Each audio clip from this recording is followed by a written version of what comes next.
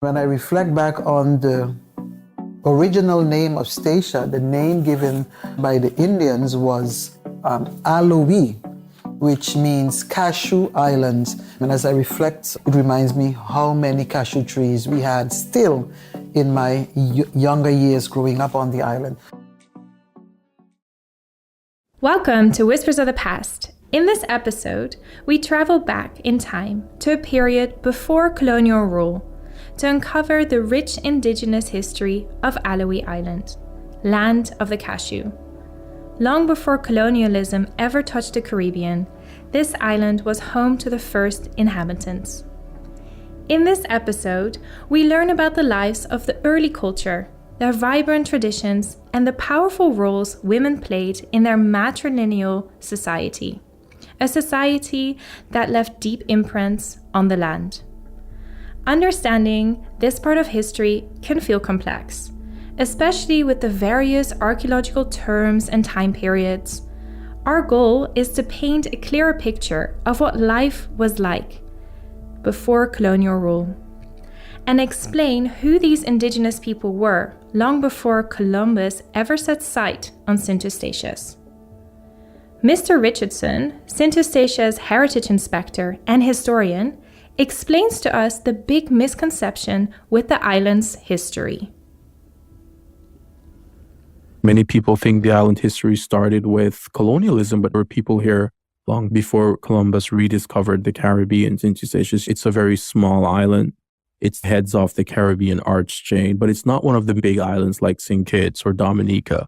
What's interesting is that even though that it did not support large freshwater rivers or springs, it still had a 1,000-year period of being inhabited on and off by these tribes for a very long time, so long that they could have established themselves here. They built their Moluccas here on the area that we now call the airport, the Kulturvlakte. They also lived in that stretch, but there was also another Amerindian sub-tribe that were at Korokoro Bay, for example. We know from archaeological excavations as early as the 1920s, the way they collected fresh water off the top of their Moluccas, the way they had these large jars, their fishing culture, what they ate, and they even ate animals that are no longer found in the Caribbean Sea at all, like the Caribbean monk seal.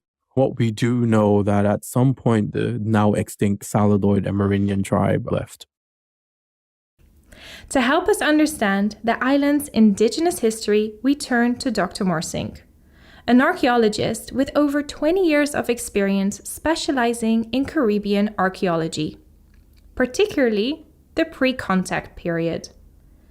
Dr. Morsink has spent significant time working across the region, including St. Eustatius, where he explored the island's rich archaeological past, and he will guide us through the fascinating history of Saladoid Amerindians, shedding light on their culture, their presence here on Statia, and through this insight, we uncover a deep layer of history that is often hidden beneath the island's colonial narrative.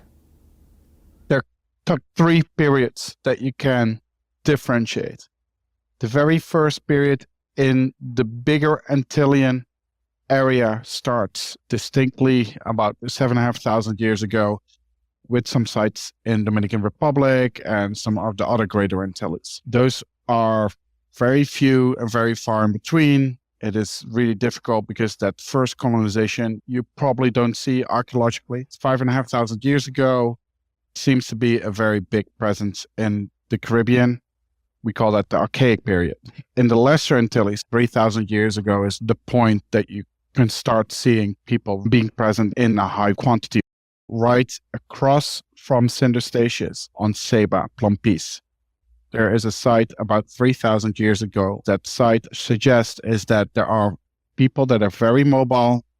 They're fishing and foraging, going in between islands and making a living by constantly moving around with resources, seasons, and the availability of whatever they are gathering through the islands. Then there's a big change about 2,500 years ago. A new group moves in from the Orinoco Valley, from Venezuela, and they go into the Lesser Antilles and Puerto Rico. These are called the Saladoid And these people are Arawakan-speaking people. That's the language. From an archaeological perspective, we can trace that through time because it is the pottery style that we recognize these people of. That material culture of Saladoid pottery, which is a very beautiful made, what we call white on red pottery. If you go into the Statia Museum in the basement, I believe, you can see a couple of very beautiful examples of that pottery style. That style starts to diminish around 1500 years ago. The designs change over time. That white on red changes to more red and orange colors with less designs on it. Instead of drawing on it, they are making incisions on the pottery. And then gradually, these groups appear to change from Saladoid into what archaeologists call Oceanoid period, that then eventuates between 700 and 500 years ago into the Taino culture in the Greater Antilles. And that pottery style, Boca Chica, some of those design elements, which are just often like lines with dots, that kind of pottery is found in the Lesser Antilles in much fewer quantities, often mixed with other pottery styles that are more native to the Lesser Antilles. Then around 1500 and post, you have the colonial period. As Dr. Morsink explains, there were 3 distinct periods of occupation in the Caribbean. The first was the Archaic period, marked by some of the earliest communities in the region.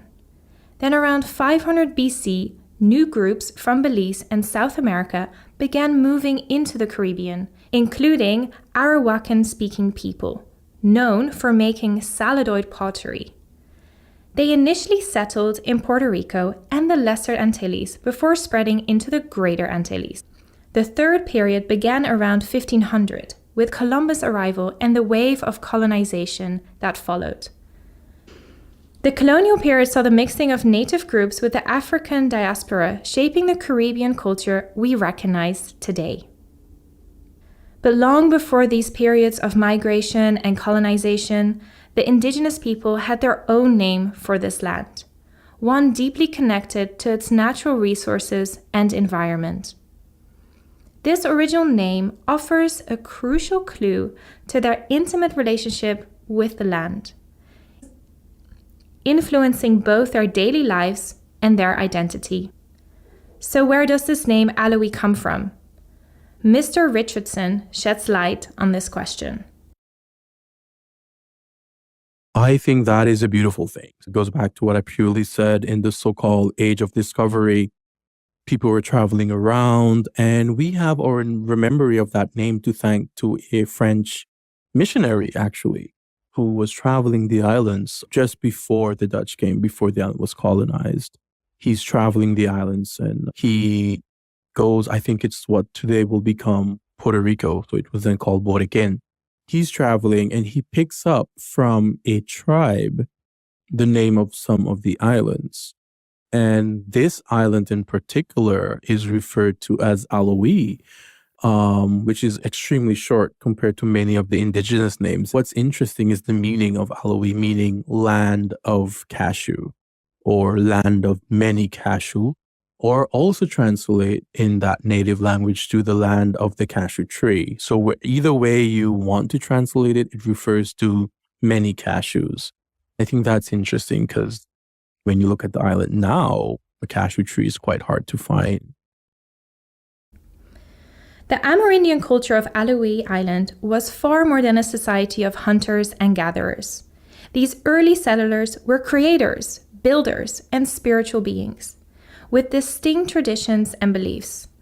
Their mark on the island is more than a historical footnote. It's a living testament to their resourcefulness. They didn't just survive, they thrived. They craft tools, pottery, and they had spiritual practices that we can still trace to this day. What power did Saladoid Amerindian women hold? And how did their influence shape the very fabric of their society? In this matriarchal society, women weren't just caregivers.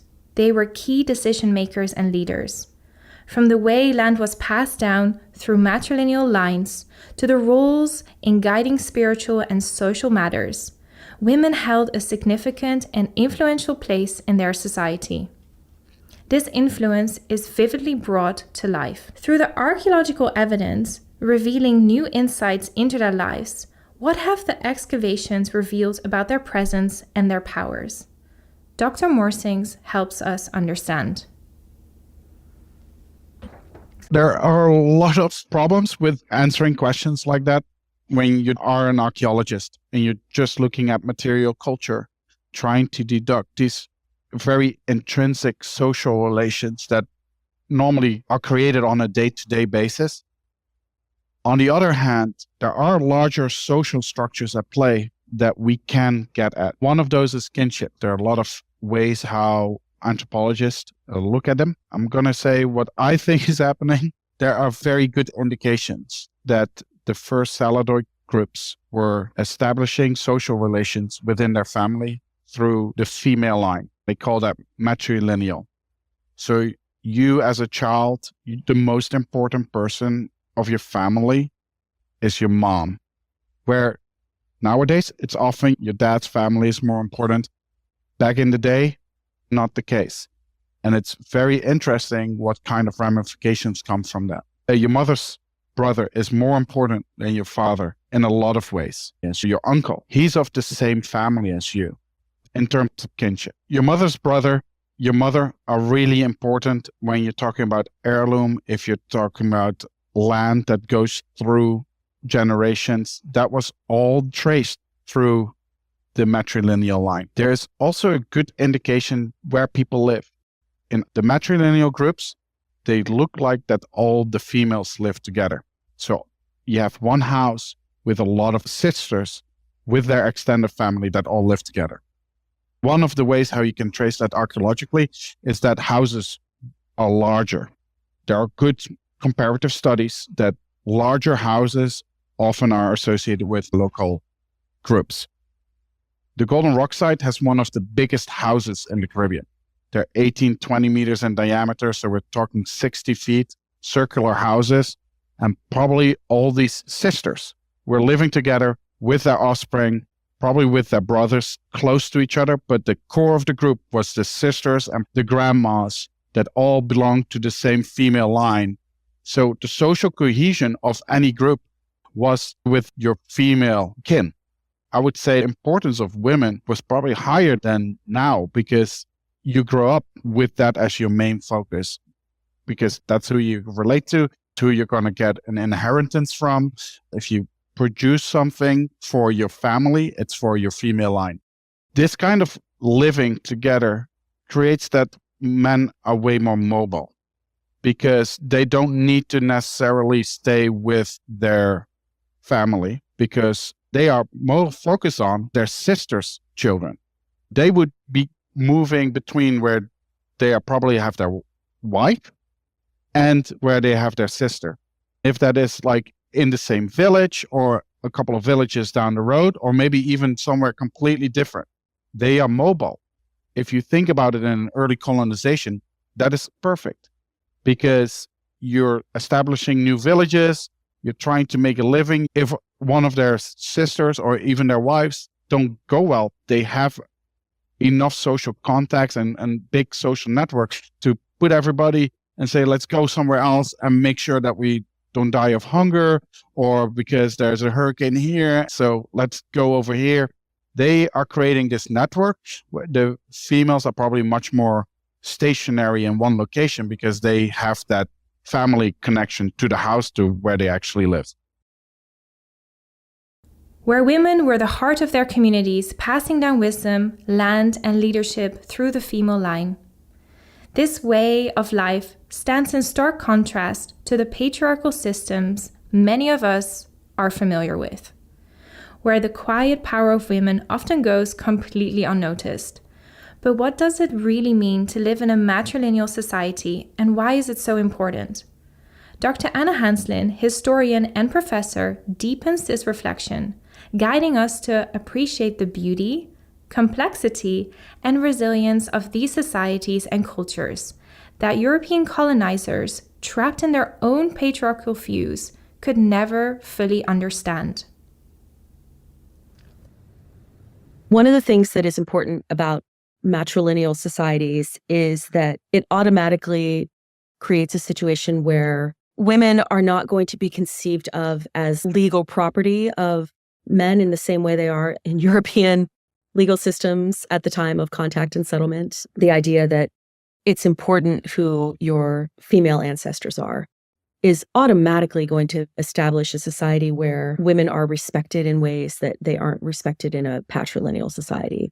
It just sets up a different dynamic from the start. It creates a society which is men and women have often very gendered roles, just like in European and Euro-American societies.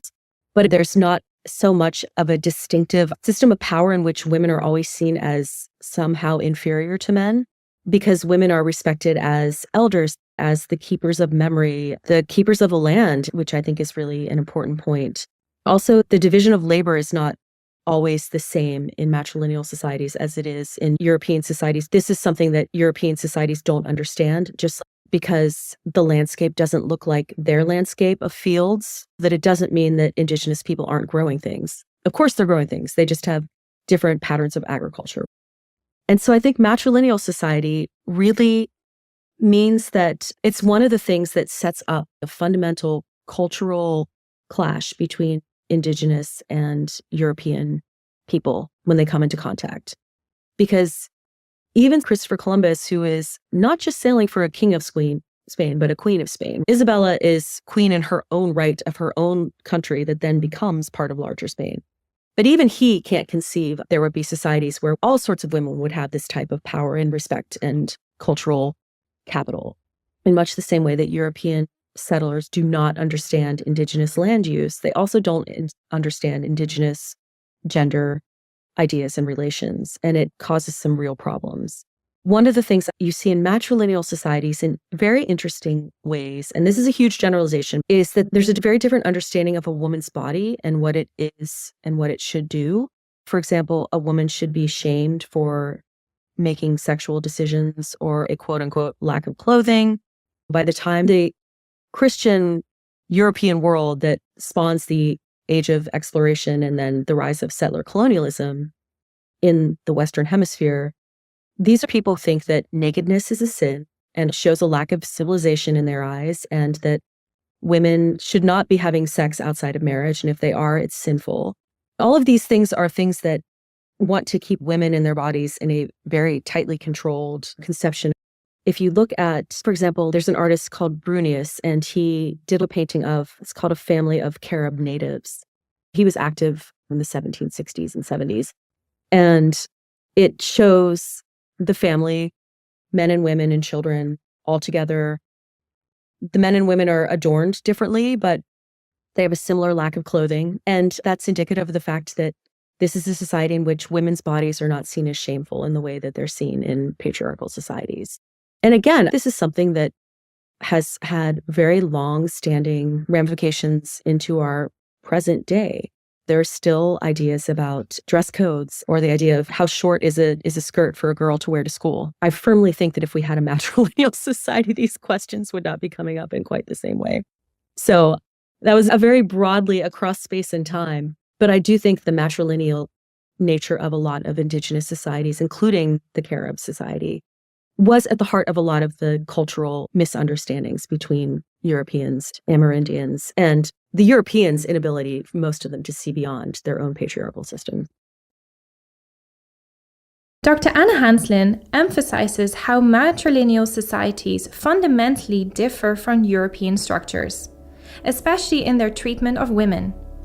In indigenous communities where lineages and land passed through the female line, women held significant respect and authority as keepers of memories and guardians of the land.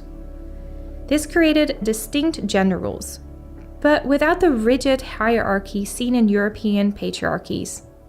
To European settlers, unfamiliar with this system, these societies appeared confusing and even really challenging to their norms.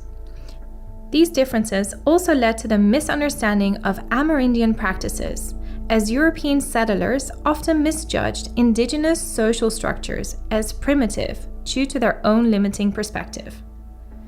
Given the importance of matrilineal lines in Saladoid Amerindian societies, what archaeological evidence on St. Eustatius can help us understand on a deeper level the influence of these women? What have the excavations revealed about their presence and their power? The island's archaeological site, such as Golden Rock, offers valuable clues into how these women lived and ruled. What's beautiful is that quite recently on St. Eustatius, we repatriated about 200 boxes from University of Leiden. What I know about the role of Amerindian women in the community ties back into one of the repatriated objects, the human remains of a young woman and her unborn child. And the care and attention that was given to this particular burial shows that to us historians, that women were really the mother figures of the community. Because even though the mother died before the child was born, it was probably about 6 to 7 months. The position that she was placed in is already motherly, crouching over that even in death, you're protecting your unborn child. That is something that image, you can't get it out of your head as an historian. And then you see within that grave, the mother is then protected by all of the pieces of shards, of course, but it was once complete bowls and plates and offerings, etc. That women played a major role. And what we do know from the larger islands in the Caribbean that had a larger Amerindian population, that oftentimes women had more responsibilities also within such a tribe. Women also hunted. That's also unique and shows the position that the predecessors to colonialism that occupied our island once had.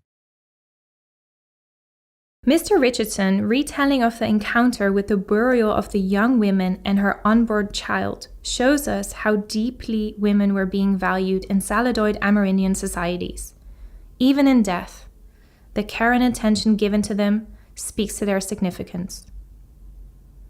For the Saladoid Amerindians, spirituality and daily life were inseparable, and women stood at the heart of these practices, connecting their people to the land and the natural world.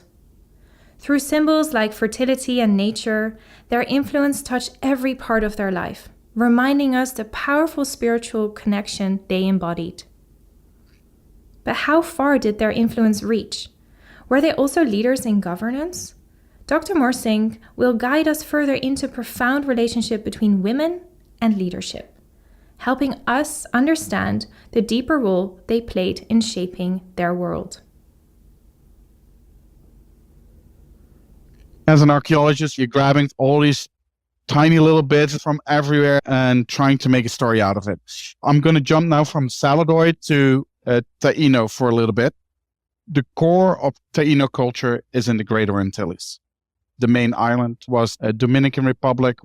When Columbus arrives, he is being guided by everyone to go to the center of Dominican Republic because that's where the big cacique, the big chief is. When you're talking about Statia in the Lesser Antilles, there are influences of Taino culture, but there are not like villages that have this material culture like in the Dominican Republic. During Columbus' second voyage, he brought with him a Jesuit friar named Ramon Panay, and he dropped him off in the Dominican Republic. A Jesuit friar, like Panay, was a member of a priestly society of a religious order, dedicated to missionary work. Ramon Panay was asked to live with indigenous communities to learn and to record their beliefs and customs. He provided a detailed insight into their practices, belief systems, and cosmology. Thanks to his observations, we know a lot about their culture. Nowadays, anthropologists see a lot of similarities between what this colonist, Ramon Panay, recorded around 1500 in Dominican Republic and what you still see in South America. Dr. Morsink highlights that in Taino culture, through Panay's documentation, we gain an understanding where women played powerful roles. This was evident in figures like Anacawana. When Columbus arrives, they go to Dominican Republic. There's the big chief. But the big chief had also a wife, Anacawana. And everybody knew that she was just as important. Even though this is about 2,000 years later than the Saladoid groups, this matrilineal system, there was at least a little bit still in place. For Anacawana, one of the things that was said about her was that she was the owner of the house full of cotton, an economic product that was very important in that pre-contact period. She has access to this economic product and she owns it. That is pretty significant, and we should really not underestimate how important it is. The power of women, like Anacawana, reveals the central role of women in both the spiritual and economic life of their communities. As the owner of a significant resource like cotton, a highly valued commodity at the time, Anacawana's role amplifies the influence and respect afforded to women in indigenous societies. Her legacy shows us that women's authority wasn't confined to the home. It extended into realms of wealth, cultural legacy, and societal power. This connection of power and respect is woven into the very fabric of indigenous societies, like those of the Saladoid Amerindians on Eustatius. Here, spirituality wasn't separate from daily life, but deeply intertwined with the natural world. Women's roles, along with symbols of fertility such as animals and plants, reflected a deep understanding of creation. But how did these connections influence their daily lives and their bond with the environment? I mentioned that there is these early historic sources, and we have the anthropology from South America, and there are some consistencies. One of the consistencies is that, for instance, the color green, it's very much enmeshed with a female realm. For example, what we also see is that turtles are associated with females. You can think about turtles, for example, in a context of fertility. Everybody who lives on these islands and even beyond the islands knows that when sea turtles come out of the sea and come to lay eggs, they lay a lot of eggs. It's not 2 or 3, it's 200. And they go in the water, and then 2 days later, they come back and do it again.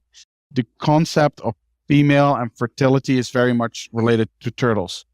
And archaeologically, what we find is sometimes little pendants of greenstone in the shape of turtles. So you can see that the color and the animal are the symbol of female fertility that people were exchanging. Another example is also greenstone axes. Sometimes they're very small, so you wouldn't be cutting a tree with it, but it could be a symbol of labor, female labor. So if you're in a matrilineal society, your labor and chopping down or maintaining gardens, creating houses or clearing fields was often related through the female line. The cultural ties between these symbols and their everyday lives reflects a deep connection to nature. From the symbols they cherished to the tasks they carried out. The Saladoid Amerindians were surrounded by reminders of their shared rhythms with the island. What do these links tell us about their relationship with the natural world, from the way they designed their homes to the animals they honored in rituals? Their connection to nature was woven into every aspect of their existence. One powerful symbol of this connection was the turtle. Can we derive from these findings that the Saladoid Amerindians were deeply connected to nature, honoring it in their daily lives and spiritual practices? Dr. Morsink explains the connection between the turtle and the structures found here on Eustatius. At the Golden Rock site, it was one of the very first archaeological excavations that was done to expose a larger area. It's one of the first in the Caribbean where the whole house platforms were exposed. I mentioned previously that they were very big, 18 to 20 meter diameter houses. But if you look from above, it looks exactly like a turtle from above. If you think about the shape of a turtle as like the quill or like a mountain coming out of the water, a house in the middle of the field is the same thing. So it's the structure, the shape of the house was one-on-one related to the turtle. During the excavations, one of the things that they found was a completely intact burial of a hawksbill turtle as well. This one wasn't eaten.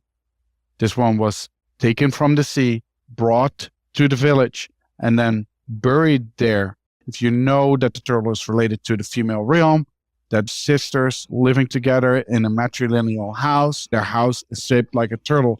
You can see that if there's a turtle that maybe passed away on the beach, that they felt a connection with this animal and gave him a proper burial. As Dr. Morsink describes, the turtle-shaped homes and the burial of the hawksbill turtle shows their spiritual beliefs were deeply intertwined with the natural world around them.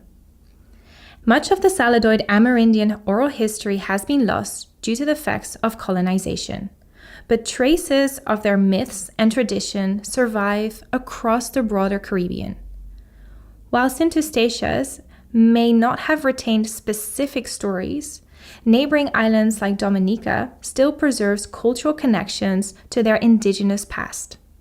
Folklore passed down through generations can offer us a glimpse into the belief system and the cosmology and the way of life that once defined these early communities. Beyond the physical structures, are there stories or myths that have survived the test of time? The big issue is that the impact of early colonization on native groups was pretty severe. There are a lot of sources in the early 16th century that are already discussing that the whole islands were vacant, that the local population was non-existent. What I think is probably more accurate is that locals were much more aware of the impact of the colonists have on their lives and health, that they were staying as far away as possible. So, for instance, they would go into the high mountains, would have limited interactions. Folklore would have continued to be a thing up in the mountains, but not written down by Europeans because that interaction was just limited.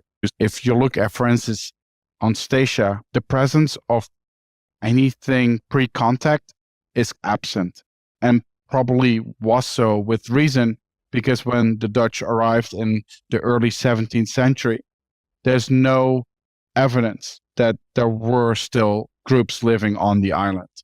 They either moved away or the local population just diminished by the introduction of diseases. Natives were also enslaved. So that kind of folklore and oral history is non-existent. The loss of oral history brings up another intriguing question for us to consider. What really happened to the indigenous population when the Dutch arrived? Could the Saladoid Amerindians still be living here on Eustatius at that time? Although early colonial records often describe the land as uninhabited, we have to wonder, were these accounts crafted to justify European occupation? Is it possible that indigenous communities, sensing the threat of encroaching colonial powers, chose to retreat to more remote areas or even to larger neighboring islands? So the history of Eustatius before colonial rule is complex. It's layered, and it's often untold.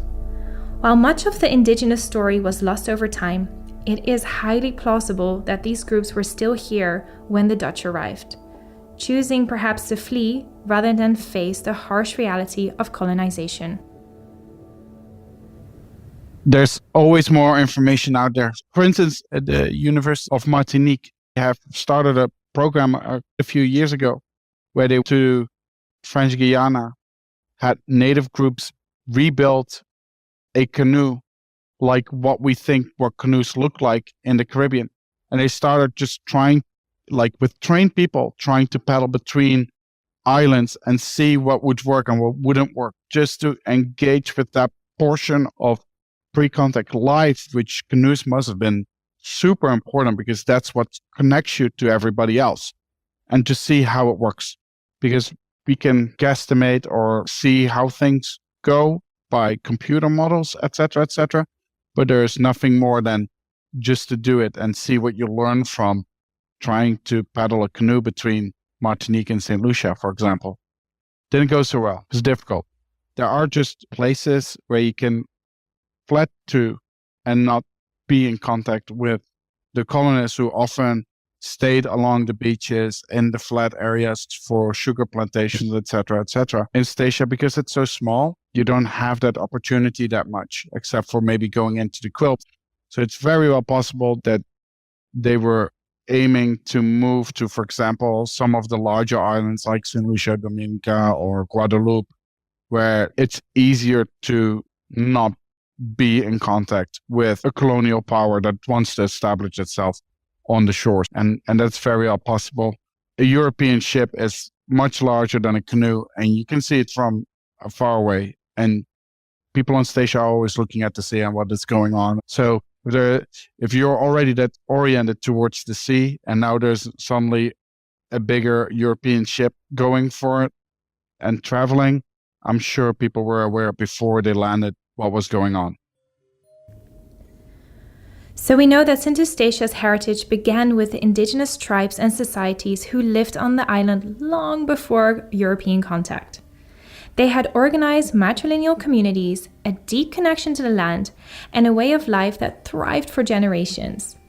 By the time Columbus first sighted the island in 1493, these indigenous societies were already fading, or at least that's how the colonial history likes to tell us. And then just 2 centuries later, when the European colonizers began settling here, it seemed like these once flourishing matrilineal societies, where women led, owned land, and guided spiritual practices, had just disappeared.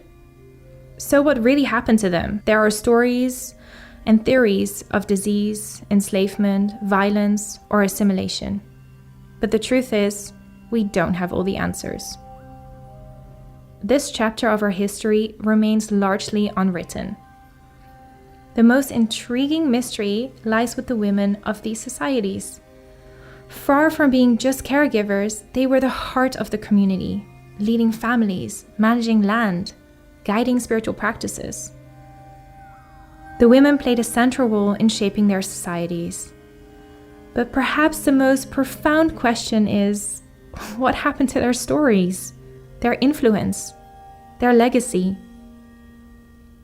One day, with more research and discoveries, we may be able to piece together the untold stories here on St. Eustatius of these indigenous matrilineal societies. But for now, their legacy remains one of the island's greatest untold stories, waiting to be uncovered.